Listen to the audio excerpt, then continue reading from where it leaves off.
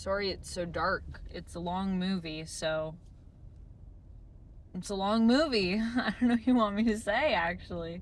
It's not my fault. I didn't make the movie. It was really good. It was like...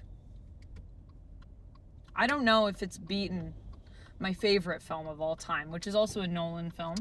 It is Memento, which was actually based on a short story by his brother, Jonathan Nolan. But it might be.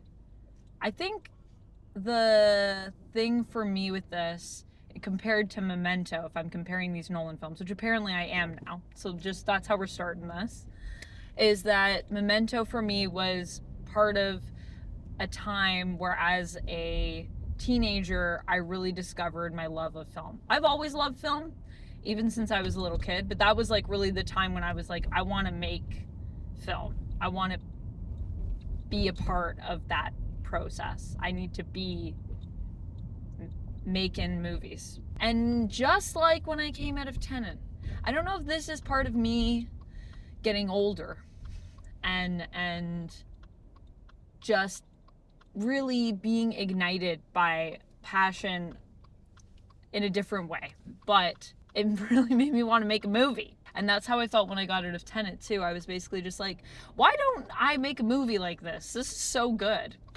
And this is the same vibe. And I have some other feelings about that that are a little bit more complex, but they kind of get a little bit into the story and my relationship lately with Nolan films. So I think I'm going to save that for the full review when we talk about spoilers and everything. Although the nice thing with this is we can kind of talk about the story because it's historical. So yeah, I can't spoil it because it's history, so it did happen. But yeah, that's more about approaches to the way the story is told, I guess. Not even the way the story is told, just the story in general. So I'm not going to talk about that. Let's talk about the execution of this film. This film is just such a piece of art from beginning to end. It is poetic. It has amazing sound design. Like, we are talking like Oscar award winning.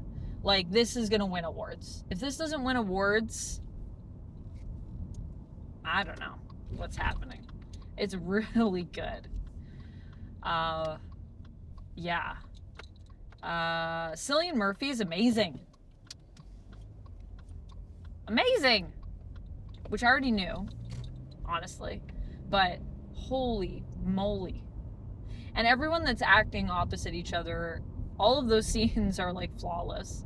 How can you have a scene too that has like 15 people in it and that scene feels so perfect with everyone? Like, hello? What? What did I just watch?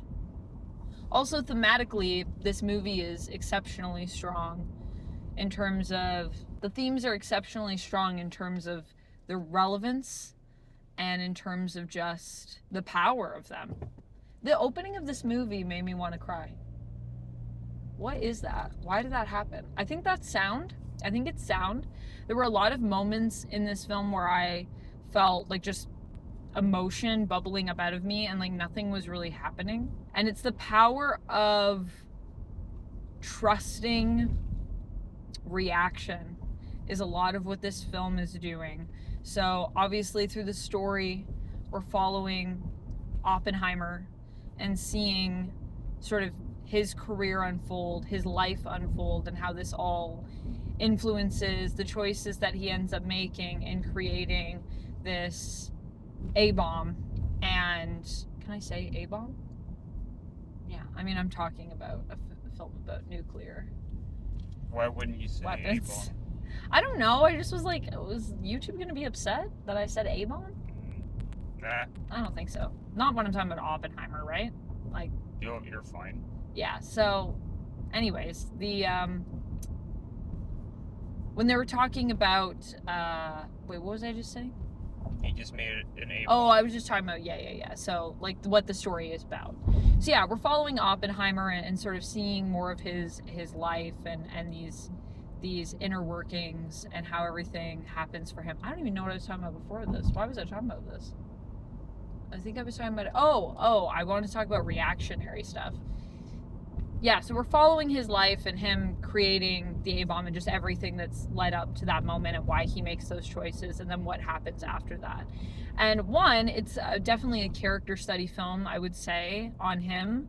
Although, obviously, it's still a historical drama, so it falls into some tropes, I would say, in that regard. And it is a story about a guy who basically created, like, one of the worst weapons ever. So I think it does a pretty good job of dealing with that and the negative implications of that. But it also still is about him. So there's that element of it.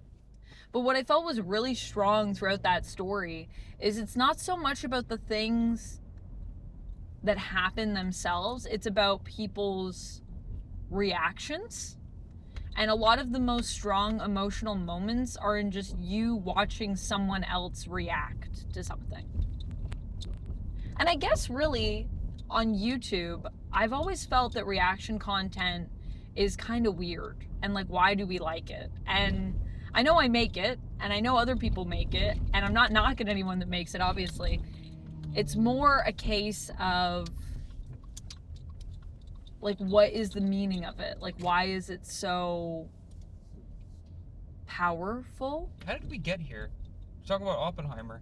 No, I know, but I'm just saying with the reactions in the film, it made me realize just the power of that. Because it's not really about so much what happens, it's about the implications that stuff has. And the strongest moments aren't actually when people are speaking. It's more when people are listening. And that, my friends, is how you do film. That is the power of film. I don't know if you've ever watched a scene where it's just two people talking and it's just back and forth on who's talking, who's talking, who's talking. That's not how you shoot that.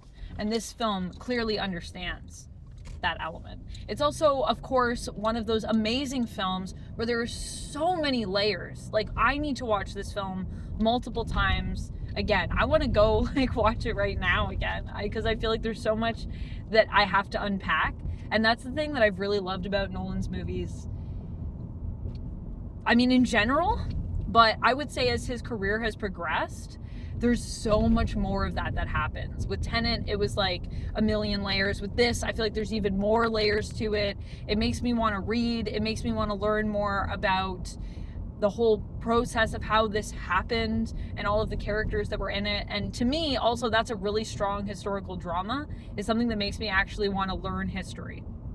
So, one, it's amazing because it's going to make you feel tied to something that happened that influenced all of us that's real, even though it is a dramatization. Two, it like blows themes out of the water. And three, this is a film that understands film in the best sense and can present to you all of the positives of why film is such a powerful medium and how to do that properly. And I think that's pretty much all I have to say. I don't know, did I talk enough about the movie? I'm talking about concepts that the movie is using that are powerful. Is that enough? Got you thinking. I'm thinking like at 1,000,000 miles a minute right now, so I'm sorry if this is jumbled and not clear. You gotta rank it.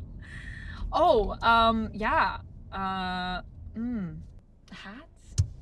Rank it out of fedoras. Fedoras. For the fedoras, I'm gonna rank it. Either fedoras or packs of cigarettes, because oh my god, they smoke. Oh god, I know. The amount of smoking in that movie. That was the thing that bothered me. But did you notice that a lot of people didn't actually smoke? There's a lot of people holding cigarettes, smoke coming off the cigarette, and a lot of people with cigarettes in their mouths. But not, like, I didn't see people smoking as much, I thought.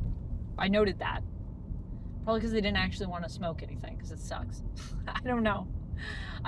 Does Cillian smoke? I don't know. Out of fedoras. Fedoras. Let's rank it out of fedoras. We're going to rank it... I really want to say 10. I'm like between 9 and 10. 9? 10. Somewhere around there. I think I'll have a clearer ranking really once I do my review because I have so many things I need to think about.